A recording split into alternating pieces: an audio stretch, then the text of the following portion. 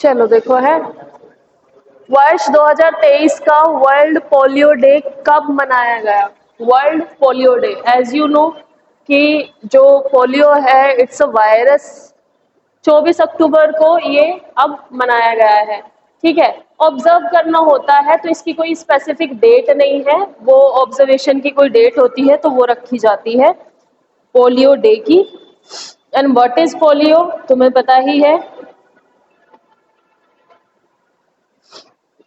Polio vaccination को aware करने के लिए लोगों को, टू अवेयर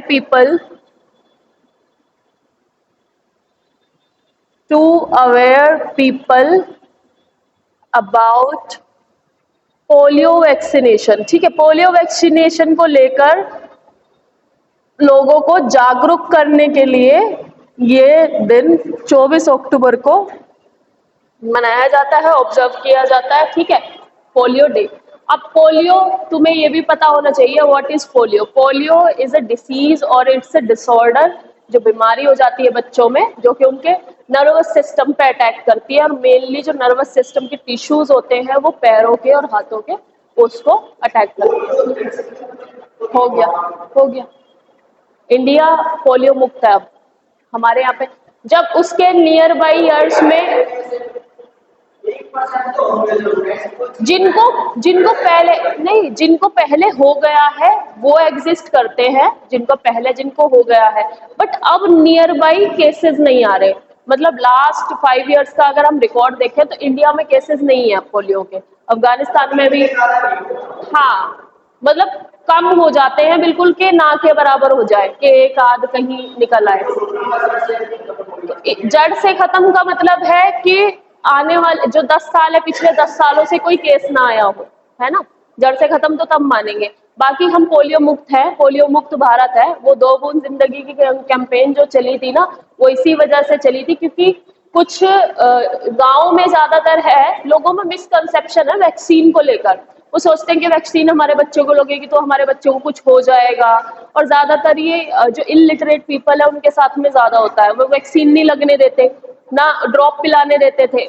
ठीक है, तो जब ये कैंपेन चली 2 बूंद जिंदगी की, और बच्चों को भी थोड़ा लड़ करके कि उनको वो कुछ देते थे ताकि वो आ जाए, तो ये मतलब एक सक्सेसफुल कैंपेन रही, और अब पोलियो मुक्त है भारत। नहीं तो ये इतनी बेकार बीमारी हो गई थी कि जिसको बच्चे को हो जाता था वो पूरी मतलब लाइफ टाइम के लिए वो हैंडीकैप हो जाता था। ठीक नहीं होता पोलियो, क्योंकि एक बार आपके जो नर्वस सिस्टम में टिश्यूज है, जो नर्वस सिस्टम है, अगर उसमें छेड़छाड़ हो गई या उसमें कुछ प्रॉब्लम हो गई तो वो कभी ठीक नहीं होता। मान लो तुम नर्वस सिस्टम का हमारा एग्जांपल है हमारी बैकबोन, जो हमारी जितनी भी जो नर्व्स है वो सब हमारी बैकबोन से हमारे माइंड तक जुड़ी हुई है। बायोलॉजी में तुमने पढ़ाई होगा, देखा होगा तुमने, तो वो सब यहाँ जुड़ी हुई है। जब ये कनेक्शन टूट जाता है ना तो बॉडी जो है वो पैरालाइज हो जाती है। ठीक है, तुमने देखा होगा, गुजारिश मूवी देखी है ऋतिक रोशन वाली? वो एक बहुत फेमस सा केस है, वो स्वीडन में एक केस हुआ था यूथेनेशिया का, वो उस पे केस है। तो उसके जो उसमें तुमने देखा हो कि जो वो ट्रिक कर रहा होता है तो उसकी ये हट जाती है, मतलब गर्दन जो है, नेक उसकी टिल्ट हो जाती है और इसका यहाँ से कनेक्शन टूट जाता है। जस्ट ये कनेक्शन टूटने के बाद सिर्फ उसका इतना हिस्सा जो ये है, सिर्फ ये अलाइव रहता है, पूरी बॉडी वेजिटेटिव हो जाती है, पैरालाइज हो जाती है। तो न्यूरॉन्स जो है, अगर एक बार वहां पर कोई प्रॉब्लम होगी तो देखो बेटा साइंस भी फेल है फिर उसके बाद।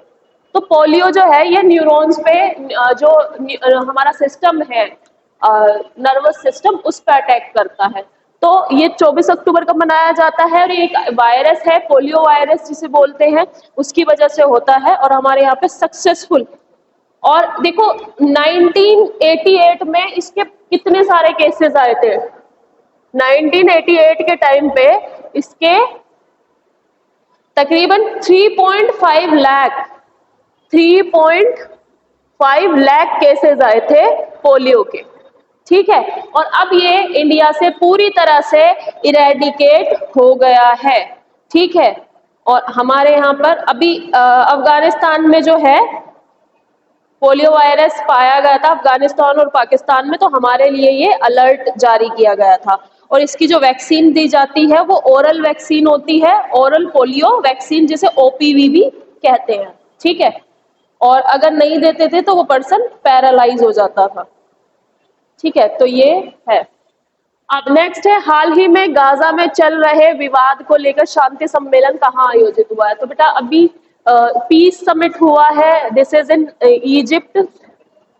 और इजिप्ट में ये पीस समिट हुआ है। जो वायलेंस गाजा में हो रहे हैं कि वहां पर वहां की सिटीज पे बॉम्बिंग हो रही है बाय इजराइल, और वहां के हॉस्पिटल में भी बॉम्बिंग हुई थी, ठीक है। तो ये इजिप्ट, अगर तुम यहां से देखो, मैं तुम्हें ऐसे बताऊं,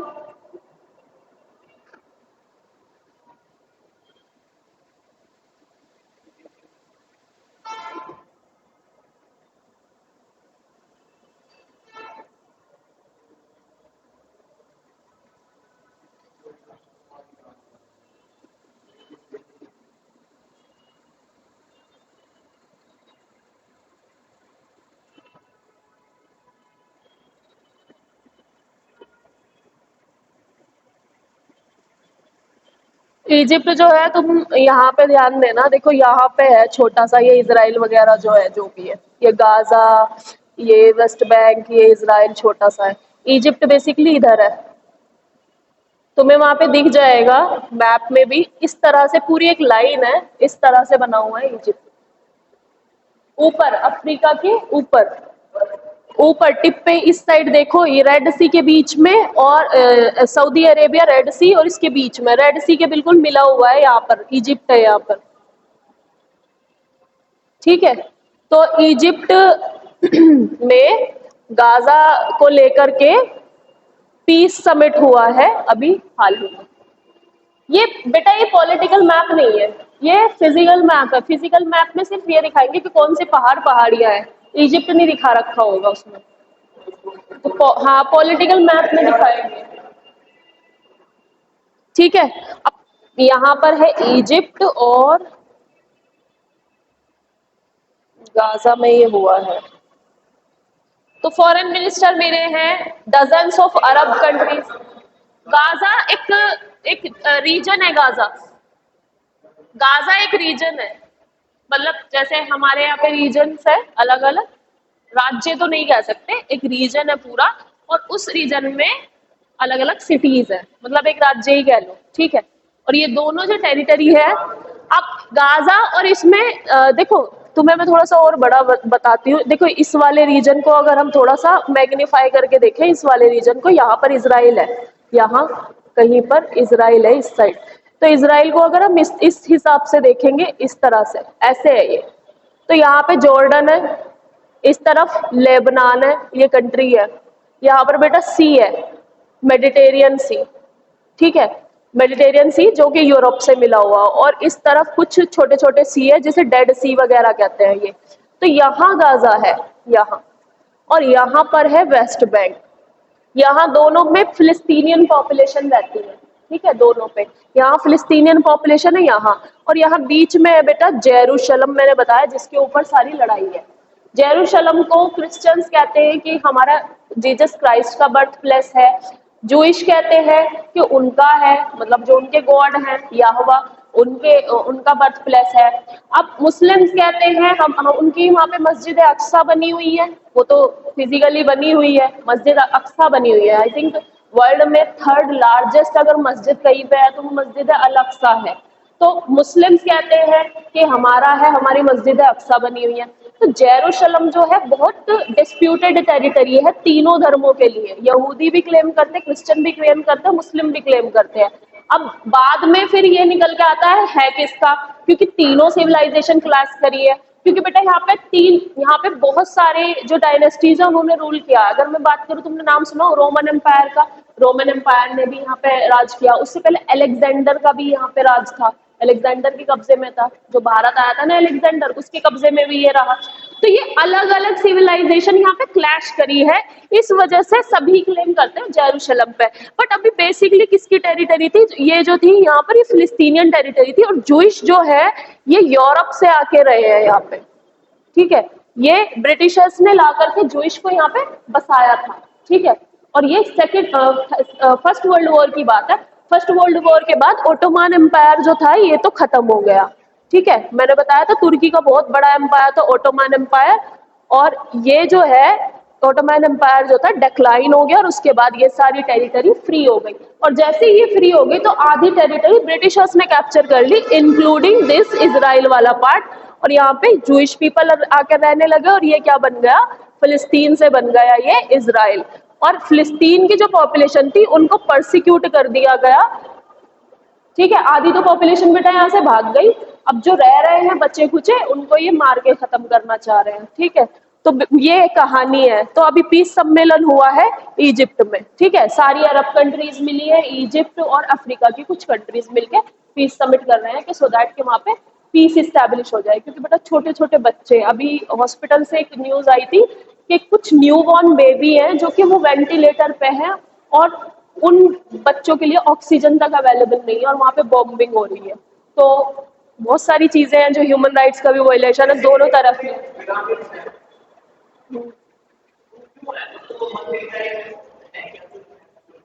पिरामिड, पिरामिड के बारे में ये कहा जा पिरामिड के बारे में ये कहा जाता है कि वो यहाँ पे किसी और ने बनवाए हैं। एक तो दो थ्योरी है, किसी और ने बनाए हैं और या वहीं के लोगों ने। किसी और का जब नाम आता है तो वो लोग कहते हैं कि एलियंस ने बनाए हैं, क्योंकि इतने बड़े बड़े वो है वहां के पत्थर। उन रॉक को तुम देखोगे तो उन्हें शायद मेरे ख्याल से 10-15 लोग, तो क्या बहुत ज्यादा लोग एक पत्थर को उठाने में लगेंगे, ठीक है। तो उसके बारे में ये कहा जाता है कि कुछ एलियंस या एक्स्ट्रा टेरिटोरियल पावर जो आई है अर्थ से अलग, उन्होंने बनाया है। कुछ लोग कहते हैं कि वहीं के जो राजा थे उन्होंने वो बनवाया, और इसको बनाने में कई वर्ष लग गए पिरामिड को। और ये बेसिकली पिरामिड क्या था, ये मंदिर या कुछ वो नहीं था वर्शिप का।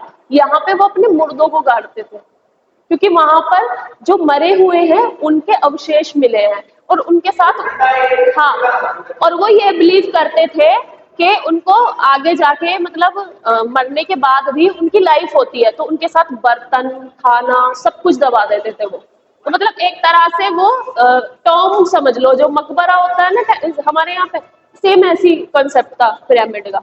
बट वो जो वहां पे डायनेस्टी रहती थी वो तो काफी मेहनती है।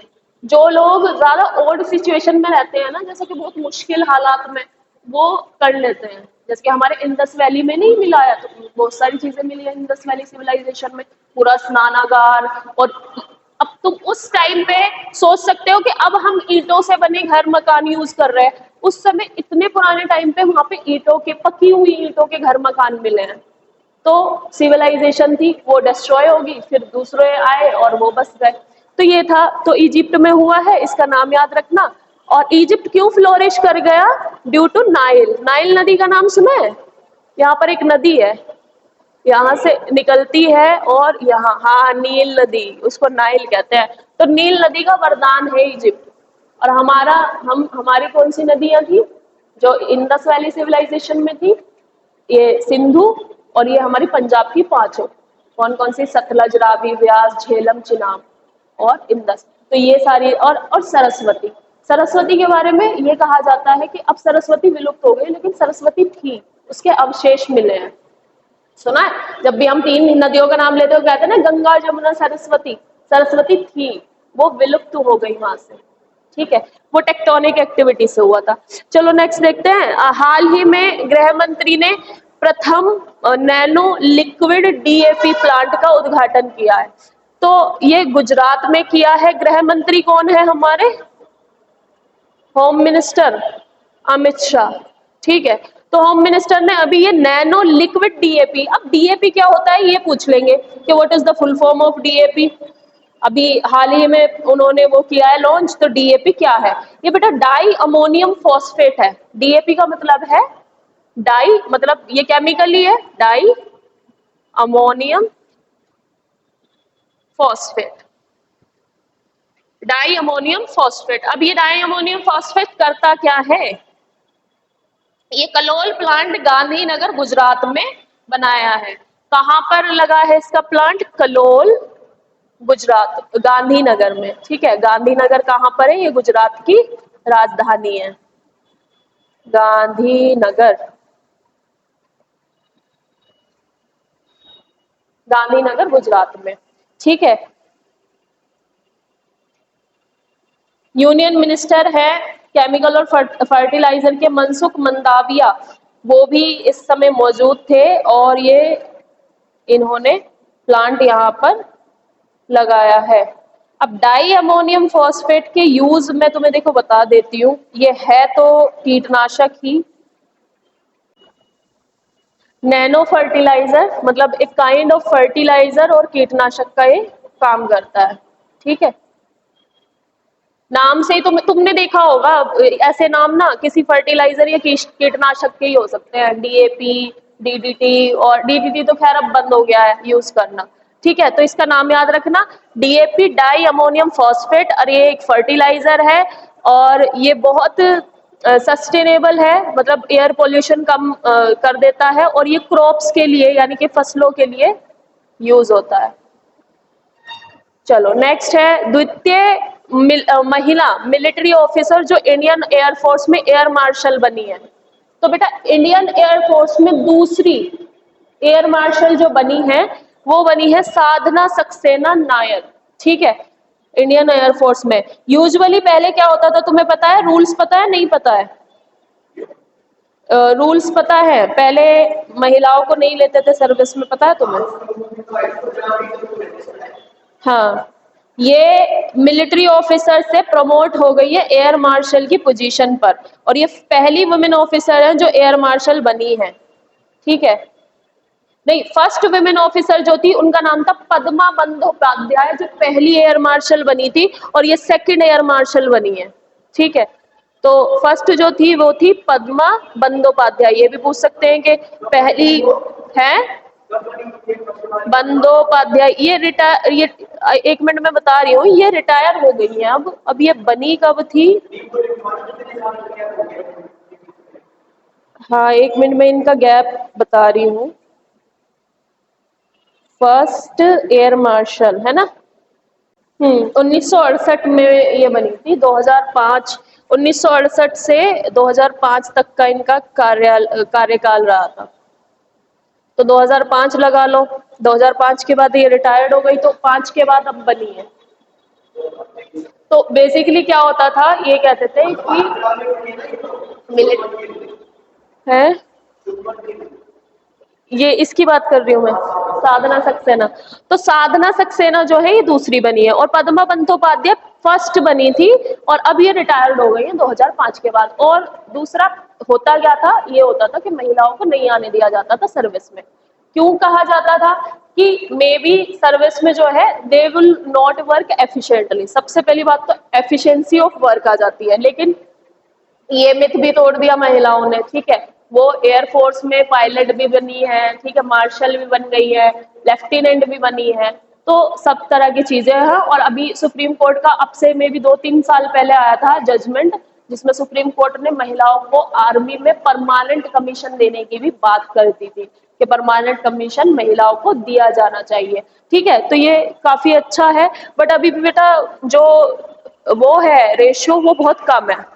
चलो नेक्स्ट देखते हैं, ओडीआई वनडे फॉर्मेट में सबसे तेज 2000 रन हाल ही में किसने बनाए? तो शुभमन गिल ने सबसे तेज वनडे फॉर्मेट में सबसे तेज 2000 रन पूरे किए हैं शुभमन गिल ने। तुम देख रही हो, he is a rising star in Indian cricket, और काफी अच्छा खेलते हैं वो। शुभमन गिल तो तुम्हें देखा तो होगा तुमने, शुभमन गिल देखा होगा तुमने। इंडिया के जो वर्ल्ड कप मैच चल रहे हैं न्यूजीलैंड में, जो उनका मैच हुआ था धर्मशाला में, उन्होंने केवल 38 इनिंग में, जो 38 पारियां होती है ना बेटा, 38 इनिंग में ही उन्होंने 2000 रन बना लिए हैं, और ये सबसे फास्टेस्ट माने गए हैं। ठीक है, शुभमन गिल। नेक्स्ट है सपनों का संचय, हाल ही में यह योजना किसने लॉन्च की? हिमाचल प्रदेश में लॉन्च हुई है सपनों का संचय। अब सपनों का संचय है क्या, किससे संबंधित है, ये तुम्हें जानना है। सपनों का संचय तो सपनों का संचय बेटा एक डिपॉजिट लिंक लोन स्कीम है, ठीक है। तो ये चीफ मिनिस्टर जो है हिमाचल प्रदेश के सुखविंदर सिंह सुक्खू, उन्होंने लॉन्च किया है। तो हिमाचल प्रदेश के जो चीफ मिनिस्टर है उनका नाम है सुखविंदर सिंह सुक्खू।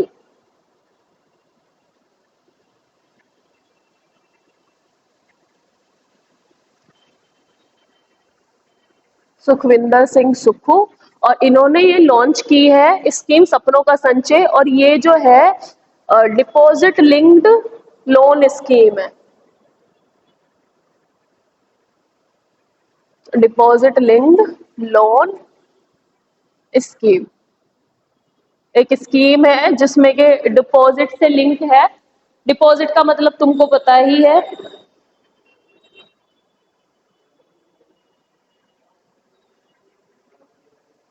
ये स्टूडेंट्स के लिए फाइनेंशियल असिस्टेंस प्रोवाइड कराएगा ये लोन स्कीम, जिसमें कि वो अपनी पढ़ाई पूरी कर सकेंगे, उनको स्टूडेंट्स को एजुकेशन के लिए लोन आसानी से मिल जाएगा। स्टार्टअप शुरू करने के लिए कि कोई भी काम अपना स्टार्टअप या कुछ भी शुरू कर सकते हैं 18 साल की उम्र में, ठीक है। मतलब पहले वो डिपॉजिट करते रहेंगे और बाद में ये पैसा उनको मिलता रहेगा, ठीक है। एवरी ईयर उनको अपने सेविंग अकाउंट में जो है फिक्स डिपॉजिट अकाउंट,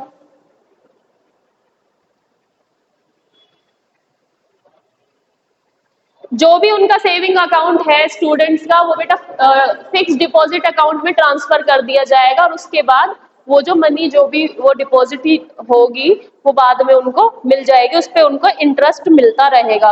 और इस के लिए वो 18 से 25 साल के होने जरूरी है, मतलब जब वो इस लोन का फायदा लेंगे। और ये कोऑपरेटिव बैंक के थ्रू हो रहा है बेटा। कोऑपरेटिव बैंक तुमको बताइए, जो कि सहकारी बैंक होते हैं, ये कमर्शियल बैंक नहीं होते, ये कोऑपरेटिव बैंक होते हैं। ये इसके थ्रू लॉन्च की जाएगी, ठीक है।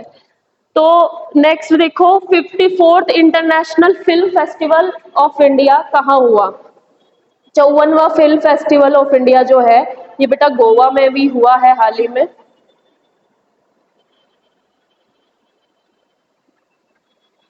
ठीक है। गोवा में अभी हाल ही में ये हुआ है, और ये कब से आयोजित किए जा रहे हैं? ये 1952 से आयोजित किए जा रहे हैं। 1952 से ये लगातार आयोजित किए जा रहे हैं इंटरनेशनल फिल्म फेस्टिवल अवार्ड। अब नेक्स्ट है फर्स्ट, देखो कैनो गेम तो मुझे नहीं पता क्या है, लेकिन मैं तुम्हें देख के बता रही हूँ। भारत के लिए एशियन पैरा गेम्स में 2023 में पैरा चल रहे हैं बेटा। पैरा का मतलब है पैरालंपिक की तरह ही जो होते हैं, है ना, जो कि हैंडीकैप्स या फिजिकली डिसेबल्ड या स्पेशल जो वो रहते हैं पीपल, उनके उनके उनसे रिलेटेड मतलब खेल होते हैं ये, ठीक है। जो फिजिकली चैलेंज्ड होते हैं उनसे रिलेटेड होते हैं खेल। और पैरा कैनो में स्वर्ण पदक जीता है प्राची यादव ने। अब कैनो खेल क्या है देखो, मुझे खुद नहीं पता इसलिए बता रही हूँ, मैंने पहली बार नाम सुना है कैनो।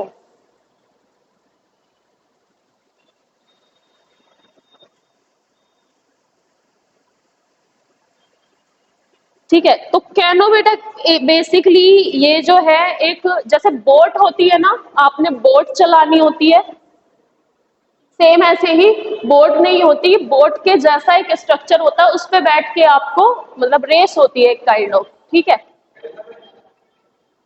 केरला में नहीं, ये जो कैनो पैरा ओलंपिक जो मैं बता रही हूँ, पैरा कैनो जो मैं बता रही हूँ, पैरा कैनो ये एक ऐसा रेस है जैसे कि सेक्शन बने रहते हैं, उस सेक्शन में आपकी एक पर्टिकुलर बोट के तरह एक कैनो होती है, उसे कैनो कहते हैं। बोट नहीं होती, बोट के जैसी रहती है, उस पे बैठ के आपको रेस लगानी होती है, मतलब वही बोट चलाते हैं जैसे, ऐसे बोट चलानी होती है। तो उसमें जो गोल्ड मेडल जीता है वो प्राची यादव ने जीता है, जिसे कैनो कहते हैं, पैरा कैनो, ठीक है।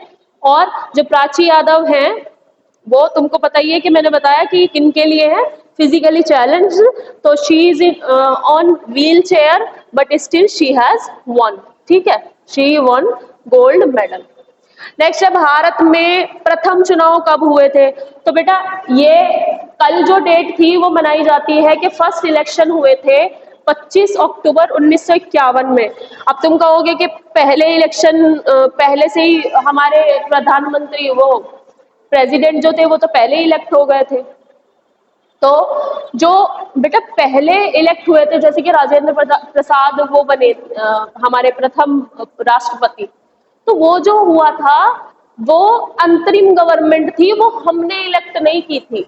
वो जब कांग्रेस पार्टी थी इंडिपेंडेंस के बाद, जब कॉन्स्टिट्यूशन फॉर्म करने के लिए एक कमेटी बनी, वो कमेटी अलग है। एक अंतरिम गवर्नमेंट फॉर्म होती है, जो एंटरिम गवर्नमेंट होती है, अंतरिम गवर्नमेंट होती है, वो उस पीरियड तक के लिए होती है जब तक कि जो रियल चीज होनी है वो जब तक ना हो जाए। यानी कि तुमने अंतरिम बजट सुना है, जब तक कि जो ऑफिशियल बजट है 1 फरवरी को आता है, उससे पहले अगर कोई ऐसे सर्कमस्टेंसेस आ जाते हैं कि हमें डिसीजन लेना पड़ता है, तो उससे पहले ही बजट बना दिया था, थोड़ा बहुत जो उसमें चेंजेस लाके बनाते हैं। ऐसे ही अंतरिम बजट होता है। अंतरिम मतलब पूर्व, पहले ही बन जाना, ठीक है। तो इलेक्शन से पहले एक अंतरिम गवर्नमेंट बनी थी जो आपस में ही इलेक्ट किए थे प्रेसिडेंट, जैसे कि राजेंद्र प्रसाद जो थे उनको प्रेसिडेंट इलेक्ट कर लिया था और बाकी काम बांट लिए थे आपस में, क्योंकि अंग्रेज तो चले गए थे, है ना, वो गवर्नमेंट चली गई, हमने तो उन्हें भेज दिया। फिर अब हमें कैसे कंट्री चलानी है, हमें अपनी गवर्नमेंट बनानी थी ना, कि कौन कौन सा काम संभालेगा।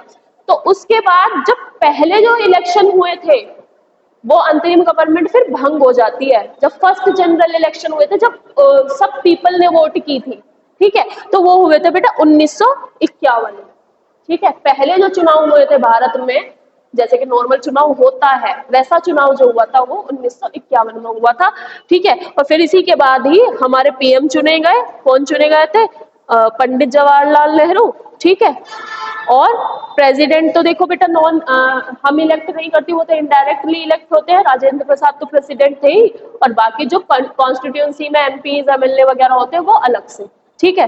तो ये याद रखना 25 अक्टूबर 1951 में पहले जनरल इलेक्शन हुए थे। क्यों हम आज पढ़ रहे हैं? क्योंकि कल वो डेट थी 25 अक्टूबर और उस दिन मनाया जाता है ये इलेक्शन डे हमारा उस दिन था।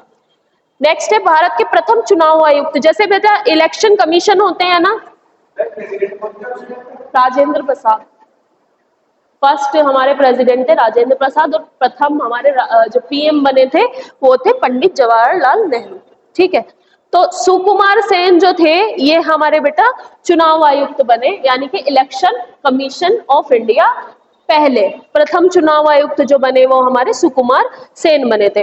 अब नेक्स्ट है, ये देखो नाम मैंने इसलिए लिख दिया क्योंकि तुम्हें कहीं भी पूछ सकते हैं, रिसग, रिसग या RISUG रिसग, और ये अभी साइंटिस्ट ने आईसीएमआर की भी मैं फुल फॉर्म बता रही हूँ, Indian council of medical research, ICMR ने ये एक बेटा मेल कॉन्ट्रासेप्टिव बनाई है, ठीक है, फॉर मेल ओनली। ICMR ने ये मेल कॉन्ट्रासेप्टिव बनाई है। This is a reversible inhibition of sperm under guidance, ठीक है। ये एक इंजेक्टेबल कॉन्ट्रासेप्टिव है, ठीक, इंजेक्टेबल कॉन्ट्रासेप्टिव है। कॉन्ट्रासेप्टिव का मतलब होता है फॉर द फैमिली प्लानिंग। तो earlier for women contraceptive are available only, like for womens they have to take medicine and all, ठीक है। बट अब साइंटिस्ट ने for male also they have made contraceptive, जिसे रिसक के नाम से जाना जाता है, ठीक है। Reversible inhibition of sperm under guidance. नाम पूछ सकते हैं, फुल फॉर्म पूछ सकते हैं, तो फुल फॉर्म याद रखना, reversible inhibition Bishan of sperm under guidance.